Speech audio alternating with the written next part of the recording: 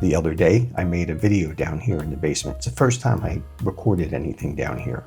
It looked pitiful. Here's a pan around what the room looked like. Since then, I have cleaned it up a little bit. There's still a long ways to go. There's a lot of things to do. And here's a shot of what it looked like in the video the other day. Today, the goal is to see if we can make this room a presentable place to record a video. Even though there's still a lot of work to do, all the walls need to be painted. The ceiling needs to be painted. We need a little bit of sound treatment, which we can do with some moving blankets that I already have, and they're old. I've had them for a long time. We can hang those up in some strategic places to cut down on reverb. So this whole project isn't going to cost us any more than a little bit of paint. But today, let's see if we can make this room a presentable place to record a video, just using lighting. Here's what the room looks like today. I have placed a few lights around the room. As you can see in the back corner, I leaned one against the wall on the floor.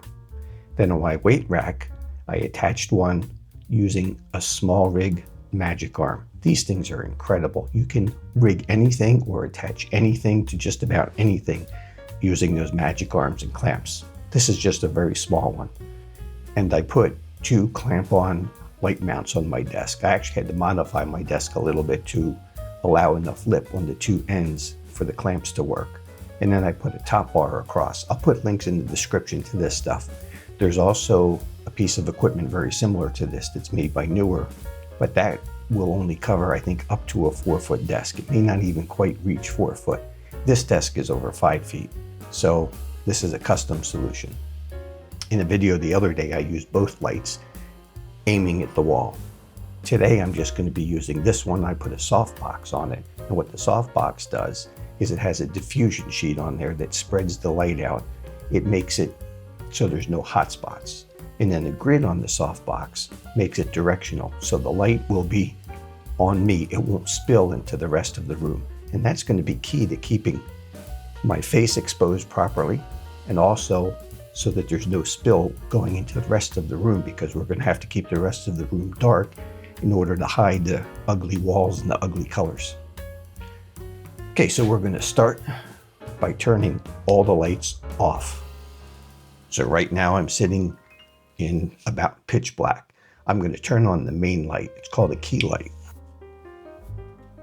This key light is set on 6% brightness. Yeah, just 6%.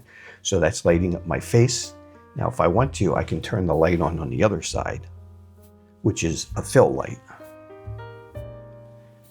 That light is bouncing off the wall, and the wall will diffuse the light, and the light's coming back and bouncing on me. So that lights up this side of the face. But that's also adding a little bit too much light in the room. And I kind of like the shadow on the side of the face. So we're going to go with this here. Now we're going to turn on some of our lights that are in the back. The one that's in the back corner. There, that adds a little bit of orange to the scene. And I really like how the orange looks. I like how it goes on the panels, on the door, and around the trim. And then also up top, there's an air conditioning vent, and it reflects off of that. So I really like that look a lot. Now we'll bring up the blue on the other side.